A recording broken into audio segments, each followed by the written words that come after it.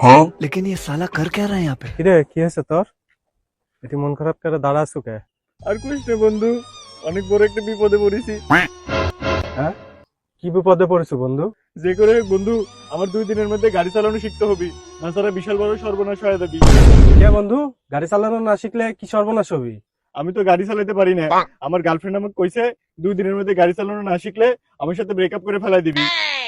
কালকে যে নতুন গাড়ি কিনেছি, এই শালাক তো কোয়া যাবে না, কোলেই তো শিখতে চাবি, তখন আমার নতুন গাড়িটার 12টা বাজার দিবি। হ্যাঁ বন্ধু, তাহলে তো তুই বিশাল বড় বিপদে পড়েছিস। হ্যাঁ বন্ধু, তাইলে এখন কি করা যায়? তুই একটু আমাকে বুদ্ধি দে।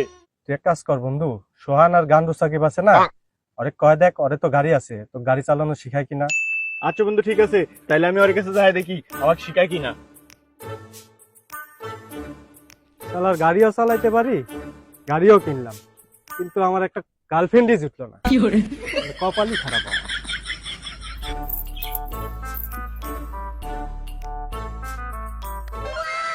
তুই যে সোহান বসে আছে, ওর কাছে যায় কই গাড়ি চালানো শেখানোর কথা, দেখি শিখায় নাকি। বন্ধু বন্ধু, কেসে ভাই দৌড়ে আসিস চুকে। বন্ধু, আমি তো একটা বিশাল বড় বিপদে পড়ে গেছি। এই বিপদ থেকে একমাত্র তুই আমাকে উদ্ধার করতে পারবো। কি বিপদ বন্ধু, যে ভাই দৌড়ে আসিস? আর কইস না বন্ধু, আমি তো গাড়ি চালাতে পারি না। ওই জন্য আমার গার্লফ্রেন্ড কইছে যে 2 দিনের মধ্যে গাড়ি চালানো শিখতে হবে, না স্যার আমার সাথে ব্রেকআপ করে ফেলাবি। বন্ধু, তোর তো গাড়ি আছে, তুই একটু আমাকে শিখা না। ও আচ্ছা, এই ব্যাপার।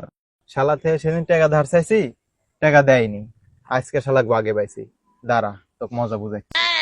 বন্ধু, গাড়ি চালানি শিখবো ঠিক আছে, কিন্তু গাড়ির তো তেল নাই, কয়টা টাকা দে, তেল তুলে আনি, তারপরে তোকে শিখাই।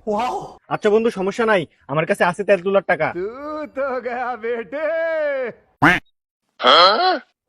এলে। আচ্ছা বন্ধু, তুই এটি দাঁড়া, আমি তেল তুলে আসিচ্ছি। আচ্ছা ঠিক আছে বন্ধু, তাড়াতাড়ি আসিস। ये फंस गया सी है।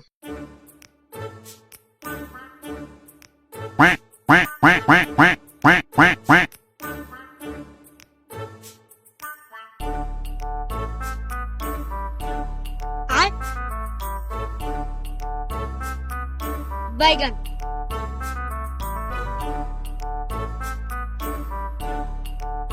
शाबाश बेटा।